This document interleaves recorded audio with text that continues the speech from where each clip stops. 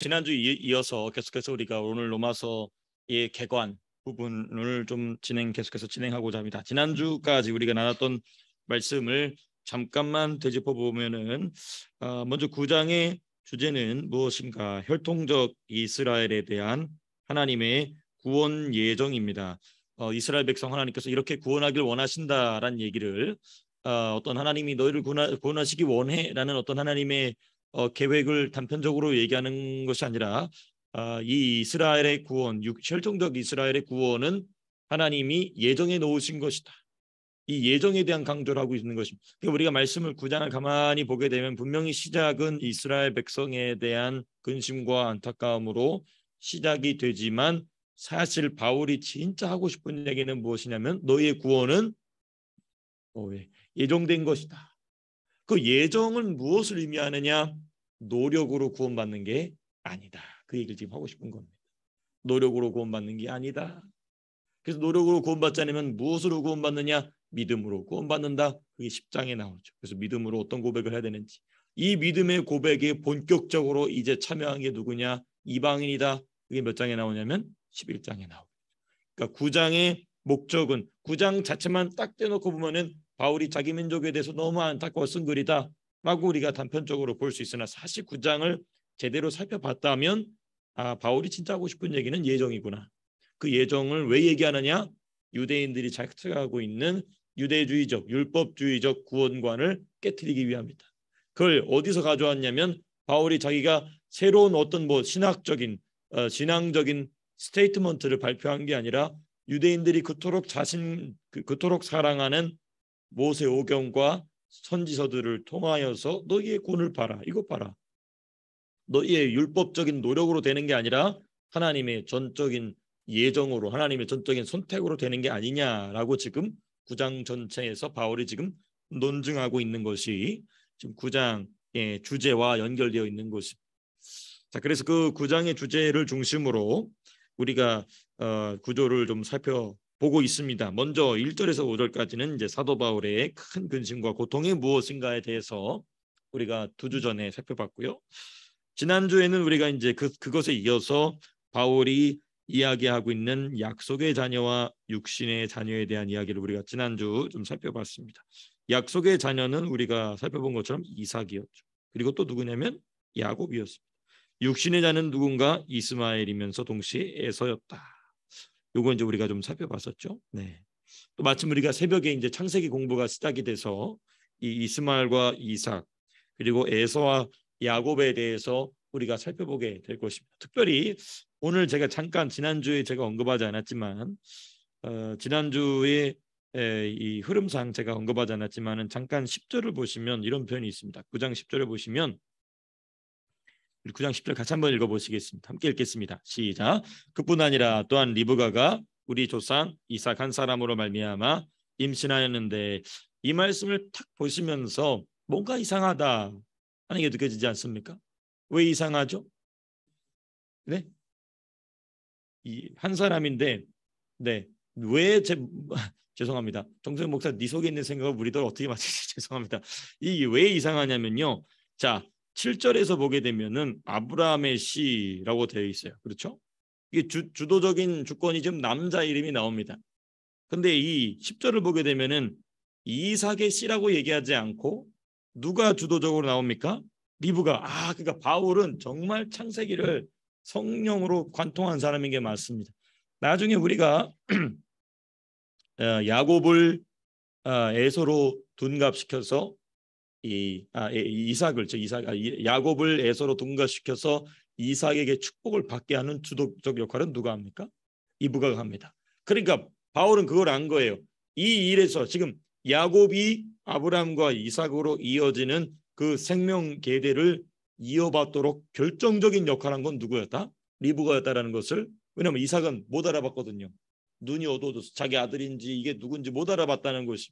그리고 그냥 자기 아들 장자 에서가 이방 여자들과 막 결혼, 그것도 한두 명하고 결혼한 게 아니고 여러 명하고 결혼한 것 때문에 너무 근심만 했을 뿐이지 그냥 그대로 말고 이삭에 대한 언급은 창세기에 더 이상 나오지 않습니다.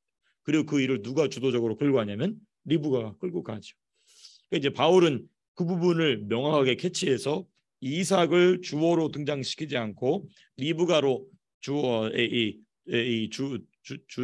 주어로서 등장시켰다는 점을 제가 잠깐 언급하고 넘어가려고 합니다. 왜냐하면 우리가 나중에 이거 공부할 때는 10절 이거 얘기할 필요가 없어요. 왜냐하면 흐름에서 좀 벗어나는 내용이기 때문에. 하지만 이제 우리가 창세기 공부에 앞서서 또 제가 지금 말씀드리지 않으면 다시 또 말씀드릴 기회가 없을 것 같아서 그렇습니다. 그러니까 리브가는 그러면 이걸 어떻게 알았을까? 아하, 그러니까 아브라함과 이삭에게 흐르는 축복의 계대를 봤던 겁니다. 예. 이와 똑같은 사람이 또 누구냐면 이제 우리가 주일에 말씀을 나누게 될 룻입니다. 룻이 그걸 본 것이죠. 그래서 오르반은 선택하지 않고 가고 룻은 그것을 붙잡죠.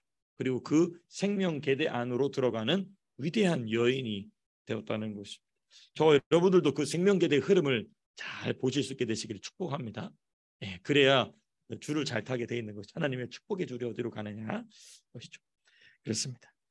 그리고 나서 이제 저는 이 에서와 야곱까지 바울이 약속의 자녀와 육신의 자녀에 대한 설명을 마치고 나서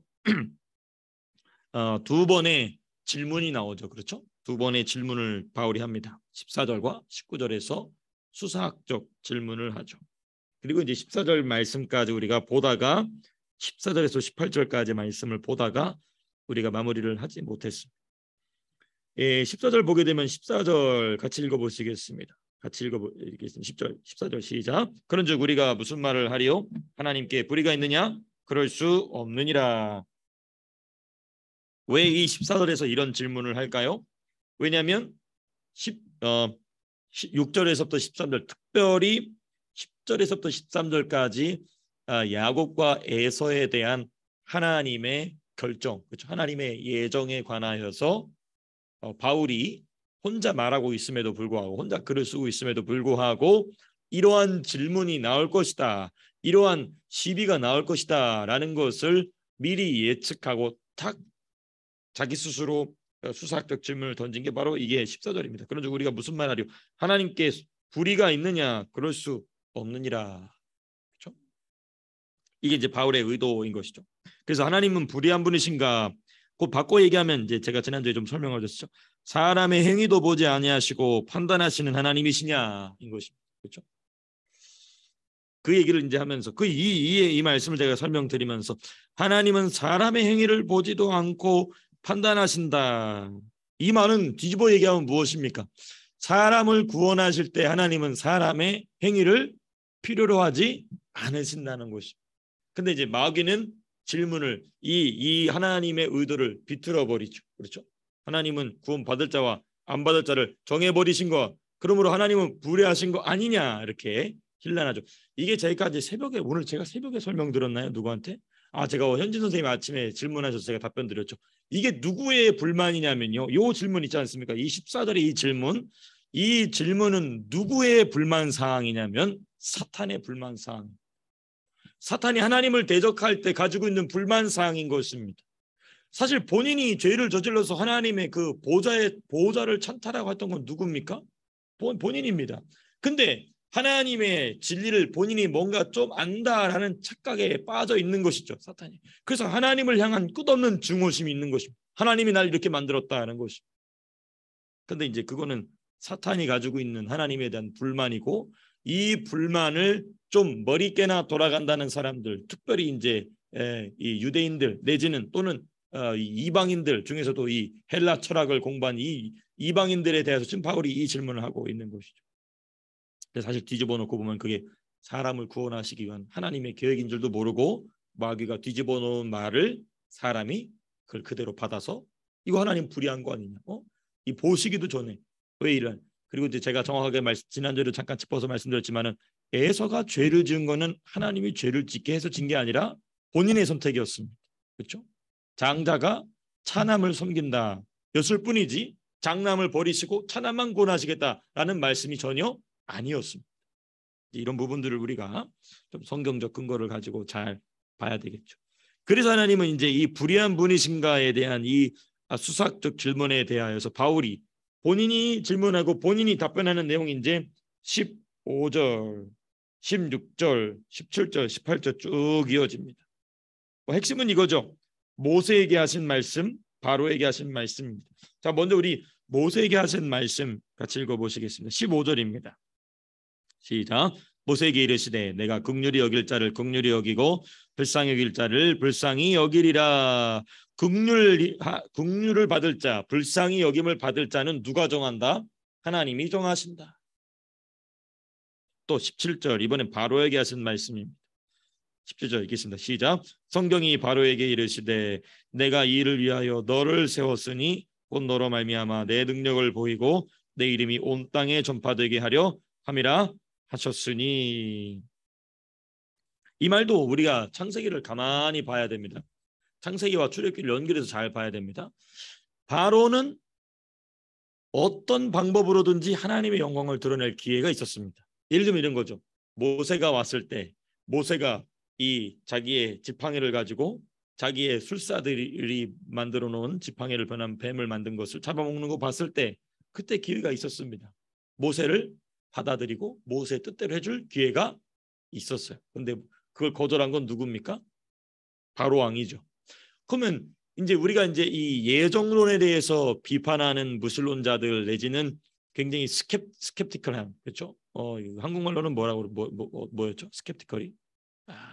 네, 네네, 의심을 가지고 있는, 그렇죠? 의심을 가지고 있는, 그렇죠? 굉장히 어떤 이 비관적으로 보는 기독교 예정에, 하나님의 이 구원 예정에 관하여서. 근데 우리는 누구를 볼 수 있냐면 요셉을 받아준 바로를 볼 수가 있어요. 그렇죠? 요셉이 왔어요.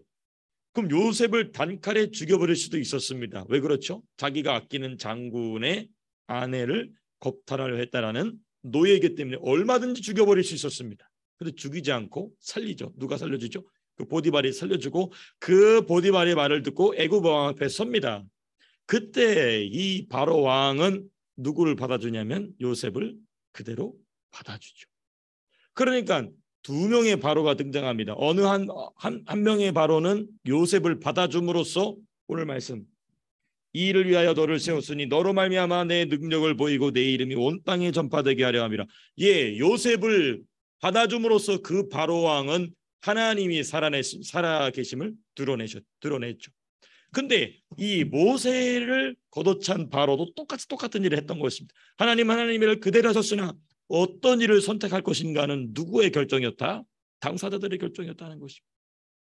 그래서 이 모세는 이 글을 쓸 때에 하나님이 바로의 마음을 어떻게 하게 하사? 완악하게 하셨다. 이렇게 말씀하시는 이유가 바로 이런 큰 하나님의 섭리 안에 있는 것이죠.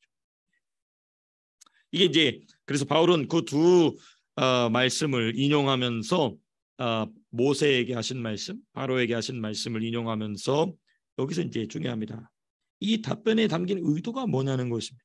바울이 스스로 질문해 놓고 답변한 이 의도, 답변에 담긴 의도 계속 반복적으로 나오는 것입니다. 사람에게는 스스로를 구원할 능력이 있는가?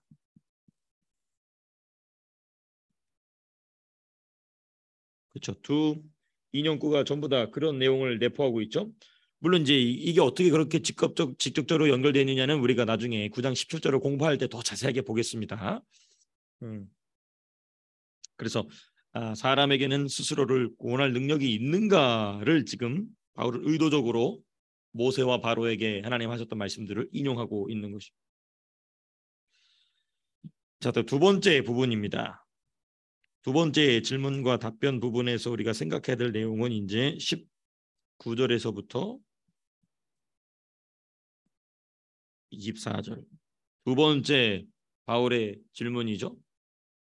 하나님은 허물이 있으신 분이신가?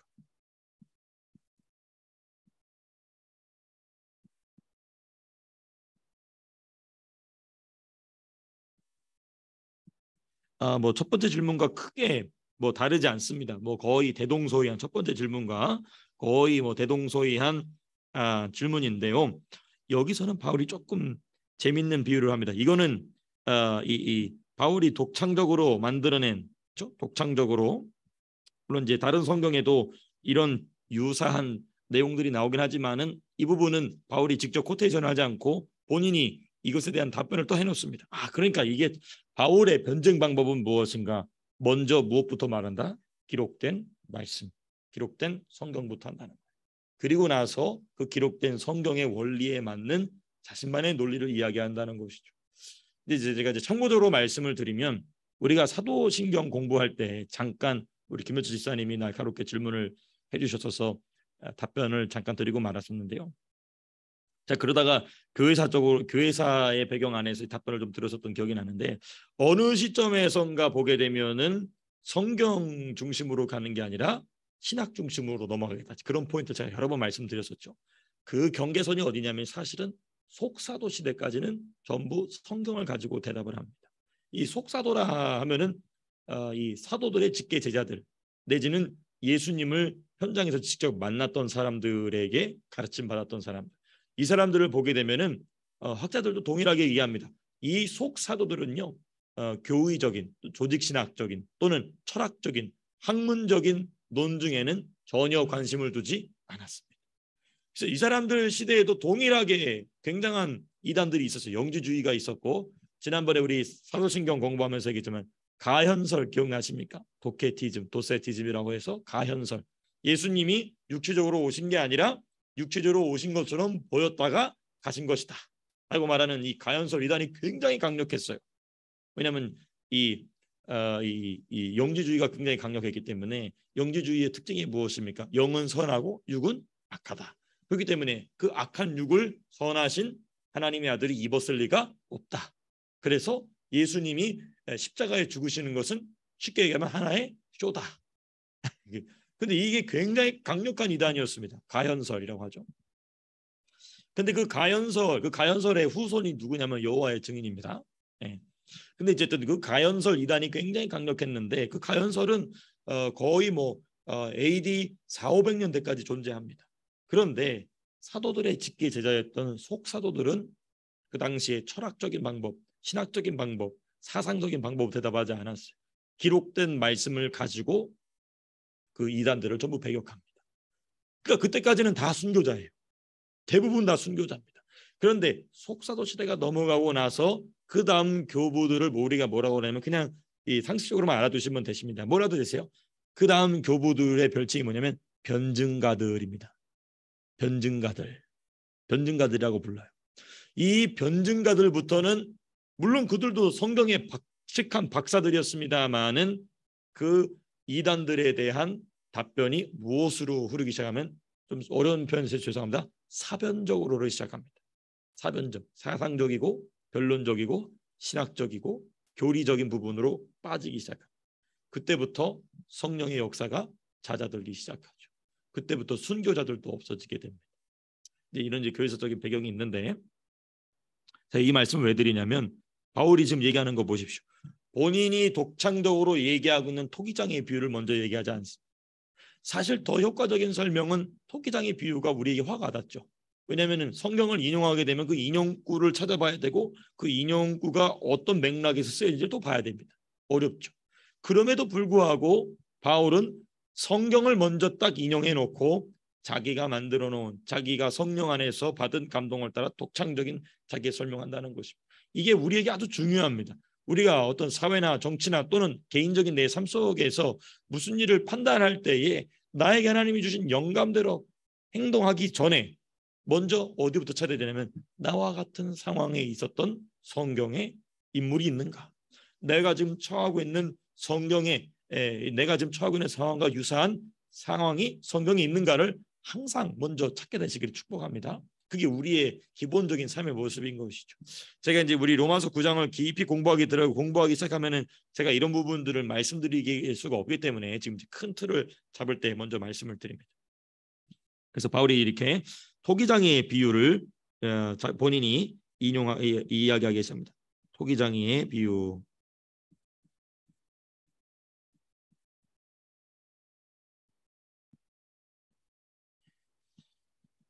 특별히 이 토기장의 비유에 있어서 다 우리가 나중에 한 구절 한 구절 봐야 되지만은 21절 말씀 아주 중요합니다. 우리 21절 같이 한번 읽어보겠습니다. 시작. 도기장이가 진흙 한 덩어리로 하나는 귀 있을 그릇을 하나는 천 있을 그릇을 만들 고난이 없느냐. 이 비유가 탁월하죠. 진흙 한 덩어리다. 그 진흙 한 덩어리가 무엇의 재료입니까? 사람을 만든 재료죠. 그러니까 바울이 이 비유도 정말 우리가 감탄하면서 성경을 읽지 않을 수가 없어요. 기가 막히게 이제 이 너도 어차피 똑같은 이 토기들과 다를 바 없다. 왜? 너나 나나 다 진흙으로 하나님 흙으로 만든 존재 아니냐 이 이야기를 좀 하고 있는 것이죠. 자, 근데 여기 보게 되면은 뭐가 나오냐면 귀 있을 그릇이다. 귀히 쓸 그릇이 나옵니다. 그리고 또 다른 건 뭐냐면 천이 쓸 그릇이 나옵니다.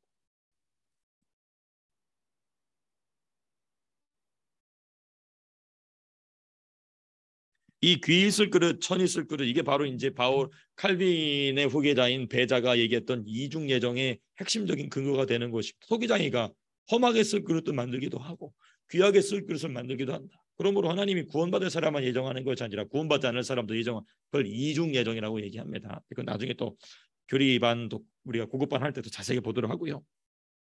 근데 바울은 이 귀 있을 그릇과 천 있을 그릇을 그 다음 구절 22절과 23절에서 어떻게 표현하냐면요. 진노의 그릇. 진노의 그릇을 먼저 이야기합니다. 22절에서 진노의 그릇과 그리고 23절에서는 긍휼의 그릇을 이야기합니다. 예. 그러니까 지금 먼저 언급한 귀 있을 그릇은 무슨 그릇이 됐냐면 긍휼의 그릇이 됐고 그 다음에 천 있을 그릇은 진노의 그릇이 된 것이죠. 예. 자, 그런데 여기서도 바울이 인간의 구원이 하나님의 예정으로 되어 있지만은 동시에 그 예정에 담겨 있는 사람에게는 사람을 구원할 능력이 과연 있느냐에 대한 이야기가 또 나옵니다. 그거를 암시한 그것을 명징하게 담고 있는 표현이 나옵니다. 그게 이제 22절에서는 뭐라고 나오냐면은 그의 능력을 알게 하고자 하사 멸하기로 준비된 진노의 그릇을 어떻게 하심으로? 오래 참으심으로. 여러분 오래 참으셨다는 말은 무엇입니까? 오랫동안 기회를 주셨다는 거예요. 중요합니다.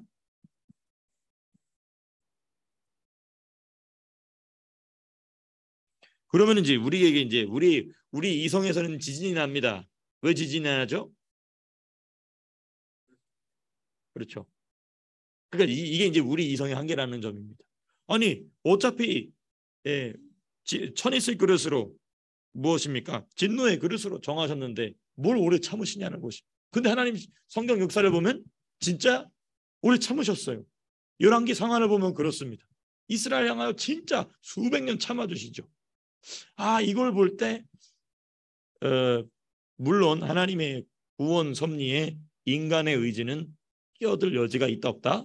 없습니다. 그건 우리가 반드시 중심으로 잡아야 될 성경의 가르침입니다. 그러나 하나님은 그럼에도 불구하고 기회를 주신다는 점에 있어서는 뭐라고 해야 될까요? 그 다음 말을 제가 어떻게 해야 될지 모르겠습니다만은 그렇죠? 그 다음 말을 제가 어떻게 해야 될지 모르겠습니다만은 저의 이 답답함을 다 같이 공유하고 계시죠? 그렇죠? 무슨 얘기인지 제가 무슨 말씀을 드렸는지 이해가 되시죠? 그래서 바울이 이 말을 하는 대상이 누구냐면은 유대인들이지 않습니까? 그 유대인들은 하나님의 구원이 뭔지 아는 사람들이라는 것이죠. 그래서 이거를 우리가 최대한도로 표현한다면 구원이 무엇인지 아는 자들에 대한 열심을 지금 요구하고 있는 것입니다. 이 굳이 제가 표현한다면 역설적인 말이 앞뒤가 안 맞는 표현이지만 굳이 말한다면 그렇죠? 예, 어찌됐든 오래 참으셨다. 또 여러분 근데 23절 보십시오. 긍휼의 그릇 천이 있을 귀 있을 그릇이라고 해서 완전히 다 오르냐? 24절 보면 또한 영광 받기로 예비하신다. 긍휼의 긍휼. 여러분 긍휼이 무엇입니까? 멀시죠, 멀시. 멀시를 누구한테 베풉니까? 잘하고 있는 사람에게 긍휼을 베풉니까? 못하고 있는 사람에게 긍휼을 베풉니까? 그렇죠. 못하는 사람한테 긍휼을 베푼다는 거예요. 그렇죠. 그러니까 여기 긍휼하심으로. 긍휼이라는 표현. 예.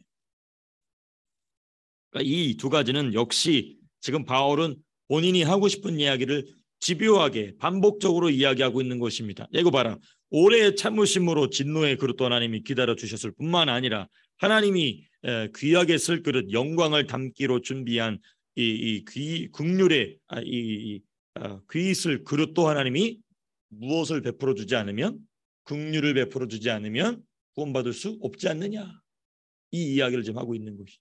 그러니까 지금 바울은 성경을 인용할 뿐만 아니라 본인이 성령이 주시는 지혜와 조명을 따라서 이 토기장이 그릇의 비유를 본인이 툭 꺼내 놓으면서 무엇을 무너뜨리고 있느냐. 유대인들의 구원관을 무너뜨리고 있는 것이죠. 구원은 율법을 잘 지키는 자에게 주시는 하나님의 선물이라는 이 행위 구원을 완전히 지금 배격시키고 있는 것이. 이 부분을 우리가 좀 9장 더 자세히 공부하면서 살펴보겠습니다. 근데 이제 여기서 이제 한 가지 또 우리가 짚고 넘어가야 될 것은 여기에다가 누구를 포함시키고 있냐면은 24절인가요? 그렇죠. 24절에 가서는 여기에 이 논리에 이방인을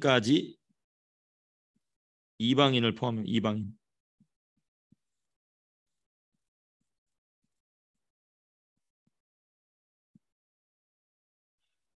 논리적으로 그렇습니다. 왜 그럴까요? 왜 이게 이제 제가 나중에 더 말씀드리겠습니다만은 이거 봐라. 율법을 열심히 지켜서 구원받는 게 아니라면 율법이 없는 이방인들한테도 얼마든지 구원의 기회가 열릴 수 있지 않느냐. 일단 이걸 툭 얘기해요. 그리고 이제 우리가 25절에서 29절 넘어가면 이제 그게 더 명확하게 나오게 됩니다. 그래서 우리 네 번째 로마서 9장의 네 번째 부분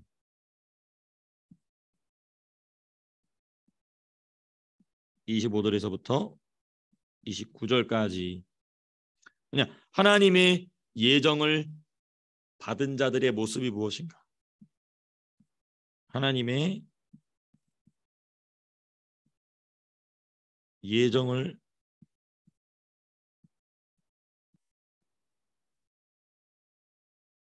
모습. 이 말은 구원 예정을 받아서 하나님부터 구원을 받은 자들 이게 아니고 하나님이 예정하신 자들의 모습이 뭐냐인 것입니다. 그걸 이제 더 쉽게 얘기하면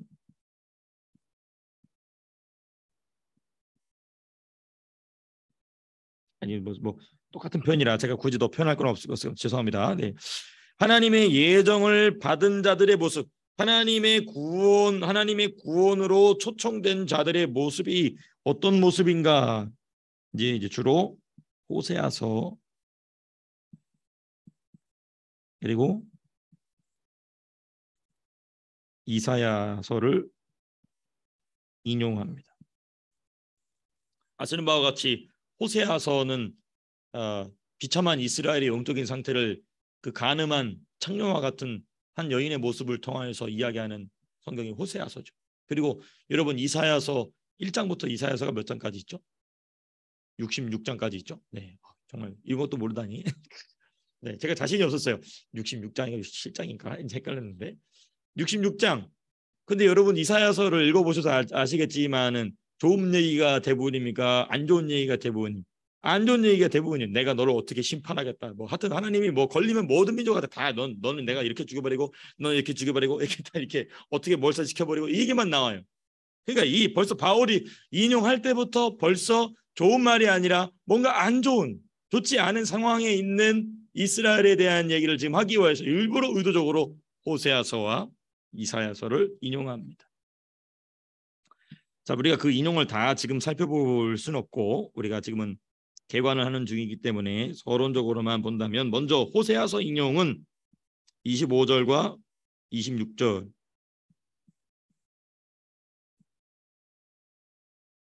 지면 호세아 인용입니다.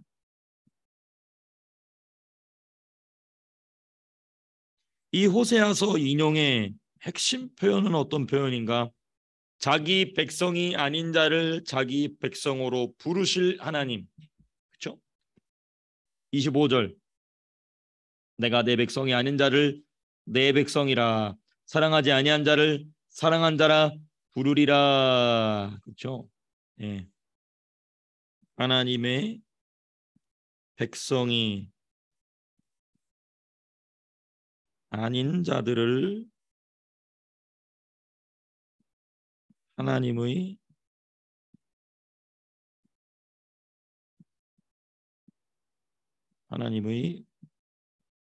백성으로 부르심. 네. 이 말씀은 아주 이 이방인들에 대한 모습일 뿐만 아니라 하나님의 백성, 이스라엘 백성이면서도 하나님을 거절한 이스라엘 사람들에 대한 말을 중의적으로 담고 있는 표현입니다. 네. 또 이사야서 볼까요? 예, 27절에서부터 29절 이사야 인용. 이사야서 인용을 보시게 되면은 이 내용도 이스라엘을 위하여 남겨두신 사람들이 있다. 이스라엘을 위하여 남겨두신 자들이 있다. 말씀을 좀 직접 볼까요? 이사야 지금 우리가 이 로마서 9장을 보게 되면은 29절 우리 29절 말씀 같이 한번 읽어보겠습니다.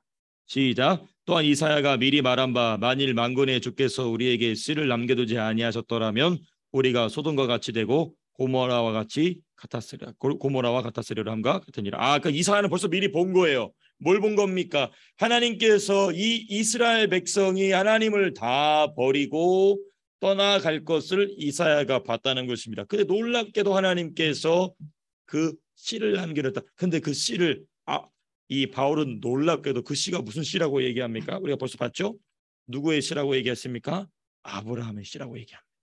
예, 그렇죠. 믿음을 하는 아브라함과 이삭과 야곱. 그러니까 바울은 이사야가 하나님의 백성 이스라엘 백성의 그 악한 타락의 모습 중에서도 하나님 앞에 완전히 버림을 받아서, 그러니까 그 모습 그대로 가면 소돔과 고모라처럼 불벼락을 맞아서 하나님 앞에서 완전히 사라질 민족이었는데, 놀랍게도 이스라엘 백성이 살아나는 계기가 있는데, 그게 뭐냐면 어떤 씨를 하나님이 남겨놓으셨다는 것입니다. 근데 그 씨가 무엇인지에 대해서는 이사야가 얘기하지 않았어요. 근데 그 씨가 무엇인지를 바울은 성령의 계시의 정신을 통하여서 꿰뚫어 놓은 것입니다. 그래서 9장 서론격에 가까운, 본인이 9장에서 진짜 얘기하고 싶은 내용의 첫 번째 바로 이 아브라함의 씨에 대한 얘기를 한 것이죠. 그러니까 바울이 글을 쓸 때를 보게 되면 이 놀라운 이 논리성, 이거는 참으로 소름이 돋는 부분입니다. 그러니까 아브라함의 씨다라는 표현은 독창적으로 좀 바울이 하고 있는 것입니다. 그런데 바울이 이 단독적으로 만든 표현인 줄 알았는데, 나중에 보니까 9장을 마무리하는 내용이 와서 보니까 그 말이 사실은 누구로부터 영감된 말씀이었냐면 이사야가 벌써 이미 예수님이 오시기 600년 700년 전에 했던 얘기를 바울이 관통하면서, 그러니까 바울이 대단한 게 뭐냐면 이사야에게 이 말씀을 예언적으로 선포하게 하신 성령의 의도를 명확하게 간파하고 그 씨가 뭔지를 좀 쭉 9장에서 해설을 놓고 있는 것입니다. 그러니까 이 씨에 대해서 유대인들은 전혀 모르고 있는데 바울은 그것이 아브라함의 씨구나라고 간파하고 이 9장을 쭉 펼쳐나가고 있는 것입니다. 이런 부분들도 참으로 우리가 이 바울의 성경 해석학적인 부분과 또 적용 부분, 이런 부분들을 우리가 참 놀랍게 보게 됩니다. 예. 네. 아브라함의 믿음의 씨는 영적인 씨로 자녀가 된 거니까. 네네. 진짜 아브라함의 자손 이스라엘의 영적인 씨로 남겨두었다는 것이 그런 것 같아요. 네네, 맞습니다. 그러니까 보게 되면은 아주 집사님 이스라엘을 그렇죠. 이스라엘을 사랑하는 자고 소돔과 고모라를 미워하는 자는 맞습니다. 그러니까 이제 여기서 이제 중요한 게 뭐냐면 그 시가 바로 뭐냐면 당연합니다. 그게 지금 중의적이죠. 중의적입니다. 어찌되었든 그 영적인 것이지만은 어찌되었든 예수님은 누구의 혈통으로 오시냐면 아브라함의 혈통으로 오시죠. 아브라함의 자손으로서 오시죠. 뿐만 아니라 이제 이 말을 지금 하고 있는 사도 바울도 유대인 중에 유대인이죠. 근데 이제 이것을 혈통만이다라고 강조하는 자들이 누구냐면 바로 유대인들이죠. 예수님을 죽인 유대인들입니다. 혈통적인 유대인은 풍만 그게 아니다. 혈통적인 그 씨를 분명히 남겨두신 게 맞지만은 그것만 가지고 되는 게 아니다. 이 바울이 얘기하는 의도는 지금 집사님 말씀해 준 것처럼 아브라함이 무슨 아들을 낳았느냐? 두 아들을 낳지 않았느냐? 근데 한 아들에게는 그 씨가 가고 한 아들에게는 씨가 가지 않았다. 그럼 그게 무엇이냐? 바로 믿음이라는 거죠. 이제 이게 중의적인 표현으로. 근데 강조점은 당연히 이제 믿음에 방점을 두고 있는 게 맞죠. 예, 그렇습니다. 예, 그러면 이제 우리가 본래 내용으로 또 돌아가서 그러면 이제 이 인용구들은 다 어떤 내용이었느냐면 보면 전부 다 뭐 이미 제가 말씀드렸습니다만은 이스라엘 백성이 하나님 앞에서 잘 할 때가 아니라 하나님 앞에서 못났을 때입니다. 이스라엘 백성이 하나님의 백성이죠. 하나님의 백성. 이스라엘이 하나님 앞에서 악을 행할 때입니다.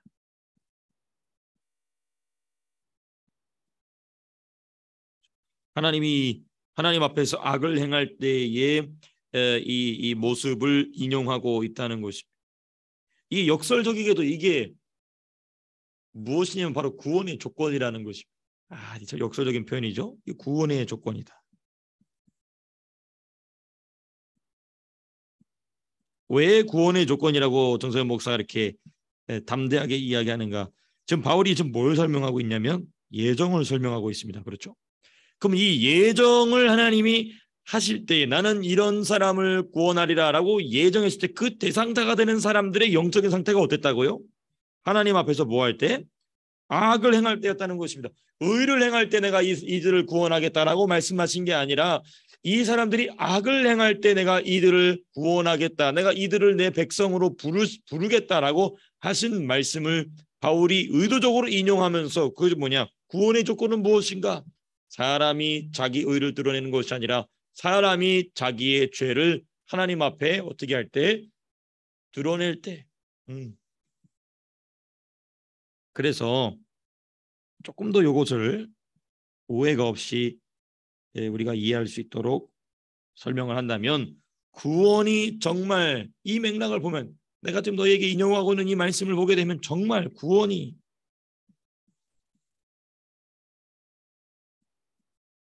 정말 율법의 준수로 율법의 준수로 말미암은 것인가?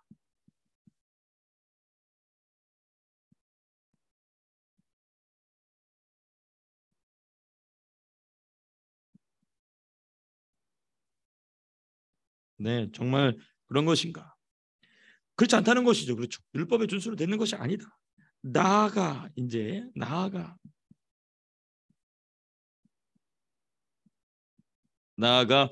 율법의 준수가 구원을 얻는 것에 도움이 되지 않는다면, 그렇죠? 율법 준수가 구원에 도움이 되지 않는다면 율법이 없는 이방인에게도 얼마든지 구원의 기회가 열려 있는 것 아니겠느냐 하는 것입니다.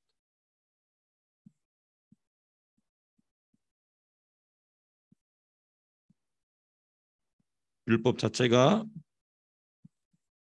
없는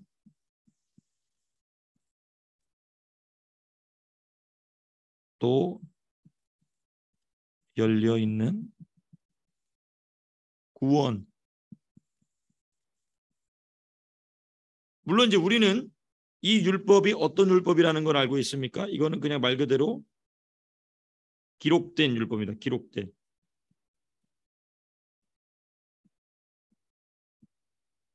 이 주제는 우리가 어디서 다 공부했냐면 롬 6장에 다 나오죠. 그렇죠?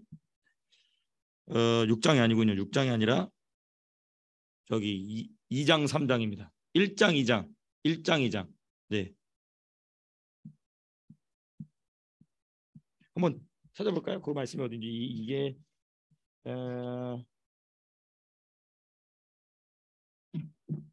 여기 있네요. 2장 14절.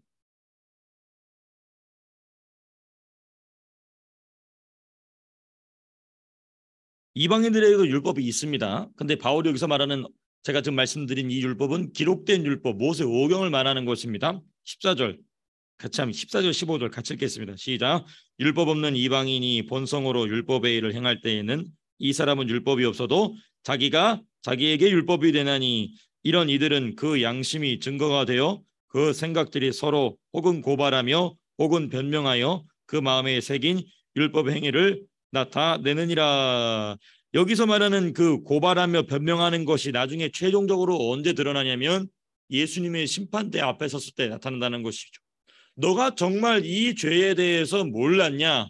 그럼 하나님이 이제 우리 주 예수님이 심판대 앉아 계신 예수님이 그 사람의 내면 깊은 곳에 있는 이건 신앙 양심이 아닙니다. 하나님이 모든 사람에게 공통적으로 주신 일반 양심이죠. 그 양심을 다 꺼내 보신다는 것입니다. 너 이 양심이 이렇게 얘기하는 것도 그때 무시했잖아. 그리고 그걸 무시한 죄로 하나님이 심판을 주신다. 우리가 그때 2장 공부하면서 열심히 공부했던 거 1장 공부해서 기억이 나시죠? 예, 죄송합니다. 제가 그때는 이게 제가 이 유튜브에 올려놓지는 않아가지고 필요하신 분들은 제가 이 자료를 제가 노트한 자료를 또 따로 보내드리겠습니다. 필요하시면 말씀해 주시고요. 어쨌든 우리가 돌아와서 여기서 말하는 율법은 기록된 율법을 얘기합니다. 제가 왜 이 말씀을 왜 드리냐면요, 이 마지막 이제 9장의 마지막 부분이 이와 관련된 내용을 바울이 이야기하고 있어서 그렇습니다. 5장 다섯 번째 9장의 다섯 번째 마지막 파트입니다. 30절에서부터 33절.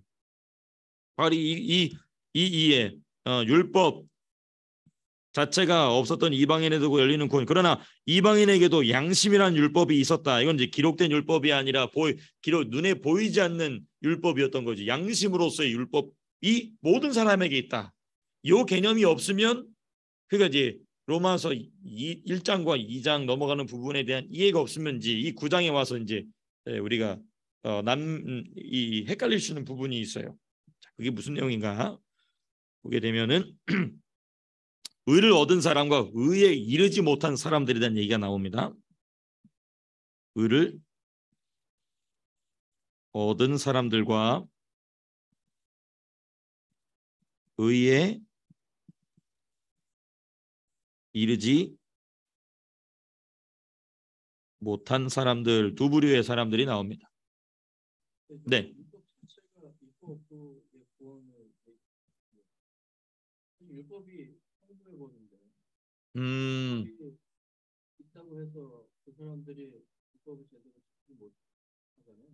성령의 법과 맞습니다. 성부의 법이 있기 때문에 그렇기 때문에 율법 자체가 있고 그 구원을 율법이 있는 유대인들과 율법이 없는 이방인들을 우리가 쉽게 얘기할 수 있는데 율법 자체가 구원을 어차피 그들도 못 지키니까 있어도 맞습니다. 그들도 정확히 지킬 수 없으니까 그래서 그 다음에 의의 길을 나오는 율법을 의로 그러니까 니네 의로 지금 율법을 달라지지 않는 성령의 법과 없이는 율법을 갈 수 없고 이런 식으로 표현하는 거 아닌가? 네네네, 맞습니다. 근데 이제 제가 지금 말씀드리는 바는 바울이 율법이라는 단어를 사용할 때 우리가 그 맥락 안에서 살펴보게 되면은 지금 집사님 말씀하신 것처럼 이 율법을 준수해야 구원을 얻을 수 있다라는 행위 구원적 유대교적 구원론을 가지고 있는 사람들한테는 말씀해 주신 대로 기록된 율법을 얘기합니다.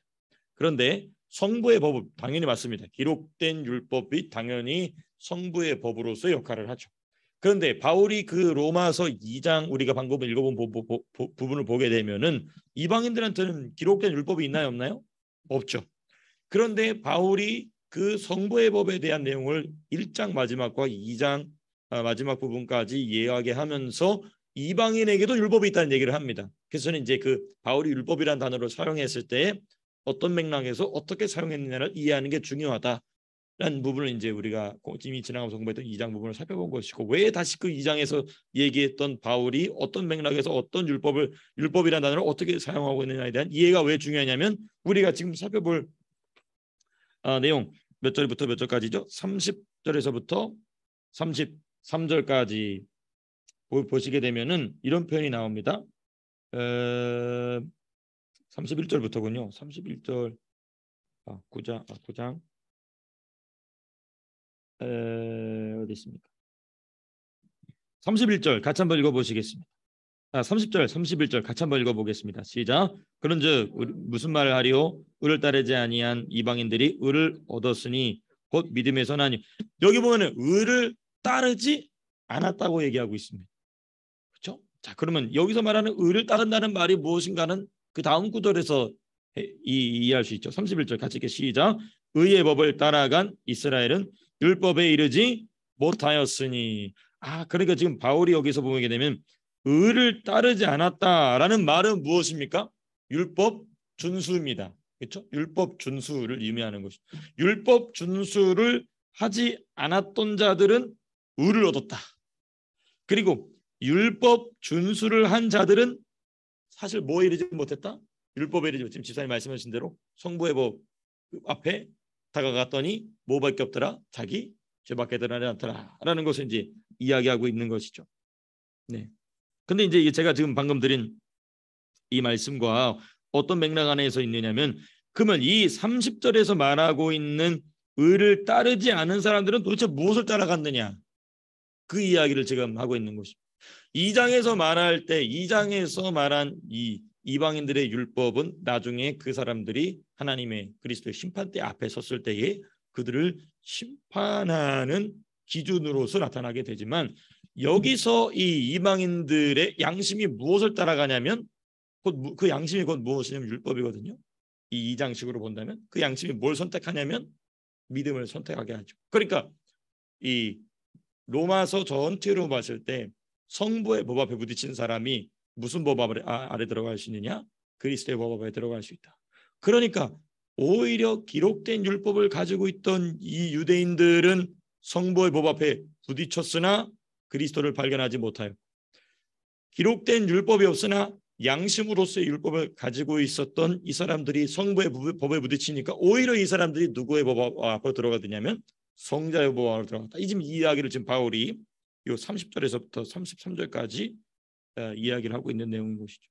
그래서 이방인들에게는 이 부분까지만 좀 마무리하고 마치도록 할 텐데요. 그래서 의를 얻은 사람, 의를 얻은 사람들, 이 사람들은 누구냐? 이방인들입니다.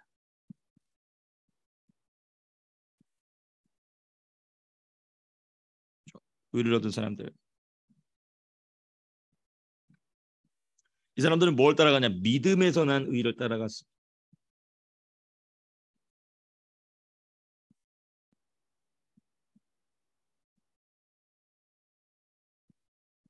자, 근데 우리가 이제 요 부분을 이제 좀 더 추가적으로 설명을 한다면은, 이제 제가 지금 드린 설명이 이제 기록이 없이 말씀을 드려 조금 어려우셨을 텐데요. 여러분, 우리가 성부의 법과 성자의 법을 공부할 때 이 믿음은 어떤 사람에게 일합니까? 믿음의 법은 곧 무슨 법이죠? 성자의 법이죠. 그렇죠. 근데 그 믿음의 법인 성자의 법은 누구에게 나타나냐면 성부의 법 앞에 무너진 사람입니다. 그렇죠.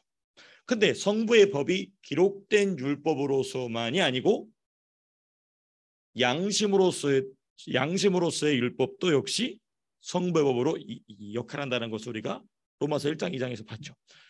그러니까 우리는 여기서 뭘 볼 수 있게 되냐면은, 다시 제가 말씀드린 부분을 말씀드렸던 걸 반복해서 말씀드린다면, 기록된 율법을 가지고 있었던 유대인들이 오히려 더 빨리 믿음의 법, 곧 성자의 법으로 들어갔어야 됐는데, 기록된 율법을 가지고 있었던 유대인들은 성자의 법에 들어가지 못하고 기록된 율법이 아닌 양심의 율법만 가지고 있었을 뿐인 이방인들이 오히려 무엇을 얻게 되었냐면 믿음을 얻게 되고, 그 믿음으로부터 난 의를 얻었다 이런 이야기를 지금 이야기하고 있는 것이죠. 그게 이제 이 9장 마지막 부분에 와서 이방인들의 구원의 방식에 대해서 이야기하고, 그리고 그 구원의 방식이 우리의 이 의지적인 고백과 어떤 관계가 있느냐를 이제 10장에서 이야기하고 있는 것이죠. 네. 제가 이거를 이제 우리가 한 절 한 절 살펴봐야 되는데, 우리가 큰 틀 안에서 좀 이야기하다 보니까 좀 제가 표현이 좀 어려워졌다면 죄송합니다. 이렇게 녹화된 부분들 좀 다시 한번 또 들어보시면서 들어보시면서 살펴보시면 또 유익이 있을 것입니다. 그래서 의를 따르지 않았다. 이게 뭐냐면 율법을 준수함으로 구원받은 게 아니다라는 얘기인 것이죠. 네. 그리고 두 번째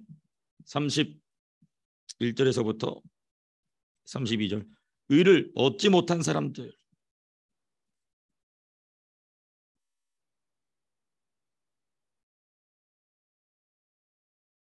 네, 의를 얻지 못한 사람들 누구냐? 이스라엘 사람들. 현재 상태의 이스라엘 사람. 이 사람들은 뭘 의지했느냐? 행위를 의지했죠.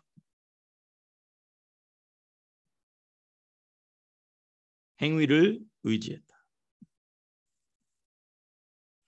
그러니까 이 사람들, 이 유대인들이 착각한 게 뭐냐면 율법을 잘 지켜. 사실 그렇습니다. 예를 들면 이거예요. 율법을 잘 지키면 구원을 받는 게 맞아요. 구약적 방식으로 생각해 보면 그렇죠? 율법을 잘 지키면, 율법을 잘 따르면 너는 나 외에 다른 신을 내게 두지 말지니라.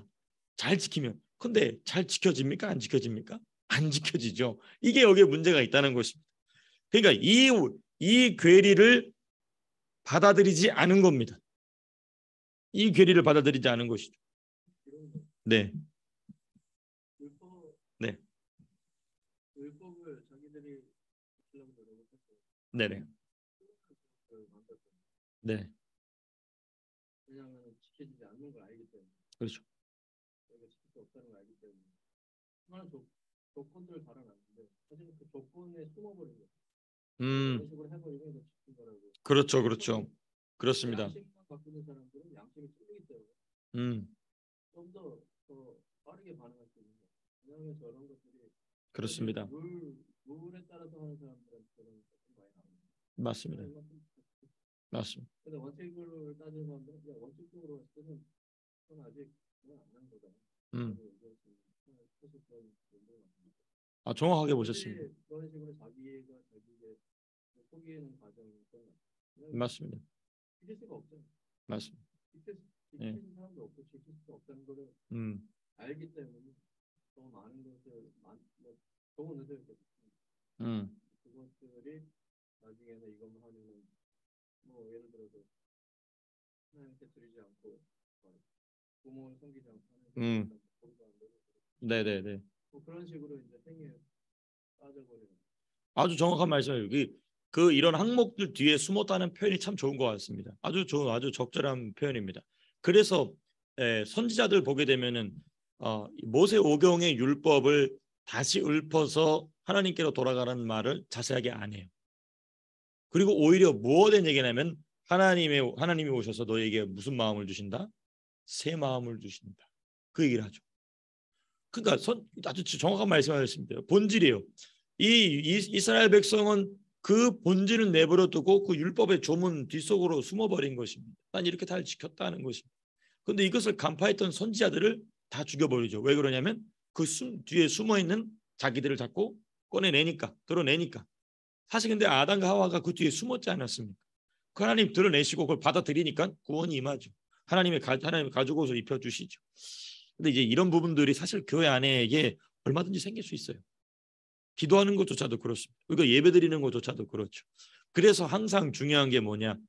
하나님의 영은 수면 위에 운행하시더라. 이게 참 중요합니다.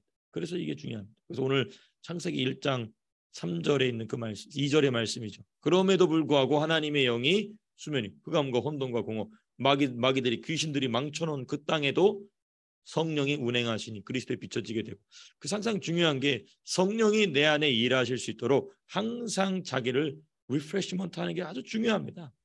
그러려면 이제 목사부터 깨어 있어야 되고 성도님들이 함께 이 성령이 항상 운행하실 수 있는 폭을 열어놔야 되는 게 참 중요하죠. 그래서 제가 이런 게 있어요. 지금은 오늘 좀 맥락에서 벗어난 부분이지만은 내가 목회를 하면서 성도님들을 섬기면서 어떻게 하면 성령이 계속해서 일하실 수 있게 할 것인가? 당연히 기도해야죠. 당연히 말씀을 이렇게 깊이 성도님과 함께 연구하고 공부해야죠. 그런데 항상 중요한 게 뭐냐, 틀을 깨는 것 중요하다. 내가 또 성도님들과 우리 교회를 어떻게 만들어 갈 때에 내가 가지고 있는 틀, 또 우리가 이렇게 몇 년 해오면서 가지고 있는 이런 틀들을 계속 깨는 게 좋다. 그래서 막 갈아엎고 다 뒤집어 엎는다 그 얘기가 아니고 제가 어제 어쩌다가 보니까 그 페이스북에서 그 목회자들을 위한 그 정보를 위해서 그 호주 목사님들이 만들어 놓은 그 그룹이 있어요. 페이스북. 근데 거기서 어떤 이 교회에서 예배를 드리는 라이브 영상이 그 목회자 그룹에 나오는 것이 보는데 굉장히 자유롭게 예배를 보니까 제가 볼 때는 오순절 계통의 교회인 것 같아요. 펜타코스탈 처치인 거죠. 한국처럼 순복음인데 여기 순복음은 아니지만은 펜타코스탈 오순절 계통인. 오순절 계통의 성경 해석은 뭐 저는 받아들일 생각이 뭐 거의 없습니다만은 그들이 드리고 있는 그 예배의 모습 자유롭게 찬양하고 예배하고 선포하고 기도하는 이런 모습은 배워야 되겠다. 그런 부분들을 통해서 또 지금 집사님 갑자기 말씀드렸지만은 목사가 그 뒤에 숨어버릴 수 있어요. 그냥 늘 하던 그 티피컬하게 그냥 늘 거기에 숨어버리지 않도록 그 틀을 깨는 그런 일들이 중요하겠다. 그러면서 이제 무슨 결정? 우리 교회 찬양팀이 좀 빨리 생겼으면 좋겠다. 찬양팀하고 함께 자유롭게 찬양하고 기뻐하고 이런 일이 필요하겠다. 근데 뭐 빨리 세운다고 해서 빨리 세워지는 게 아니에요. 제가 교회 사역을 해보니까요. 찬양팀은 가장 마지막에 만들어집니다. 항상 그래요. 특이하죠. 항상 거의 맨 마지막에 만들어진다. 빨리 만들어질 수 있도록 기도하던 중에 하나님이 저에게 작은 구름 하나를 보여주셨어요. 그게 뭐냐면 우리 태아입니다.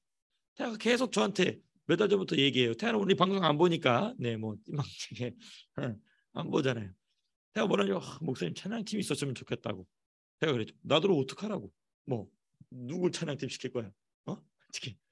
뭐 어쩌고 너 기도하라고. 그 얘기 저한테 3번이나 하는 거예요. 하나님이 나에게 작은 구름 하나 보여주셨다.